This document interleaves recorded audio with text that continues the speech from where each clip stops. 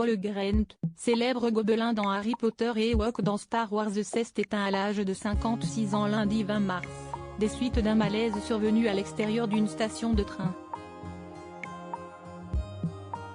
5 mois après le décès de Robbie Coltrane, la célèbre saga d'Harry Potter doit à présent faire face à une nouvelle disparition.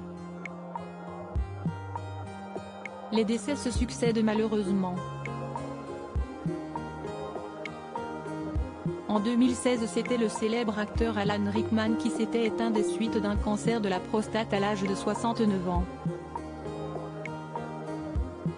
Paul Grant, qui avait déjà partagé l'écran avec Tom Cruise et David Bowie dans les années 80, laisse derrière lui 3 enfants et petits-enfants ainsi que sa compagne Maria Adley.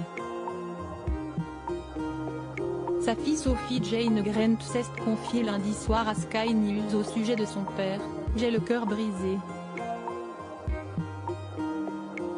Aucune fille ne mérite qu'on lui enlève son père. Il était tellement connu et aimé de tous. Il est parti trop tôt. Paul était l'amour de ma vie. L'homme le plus drôle que je connaisse. Il a rendu ma vie complète. La vie ne sera plus jamais la même sans lui », a quant à elle déclaré sa compagne. Une bataille constante contre l'addiction pour le moment, les causes du décès de l'acteur et cascadeur n'ont pas encore été révélées. Cependant, les internautes s'interrogent sur la corrélation entre sa supposée addiction à l'alcool et aux drogues et son malaise. En effet, une semaine avant son décès, l'acteur avait admis boire un peu trop mais avait insisté sur le fait de ne pas être pour autant alcoolique. « Je ne suis addict à rien, je profite juste de la vie, je peux boire une journée entière ou pendant un mois entier mais cela ne veut pas forcément dire que je suis addict », avait expliqué la star d'Harry Potter.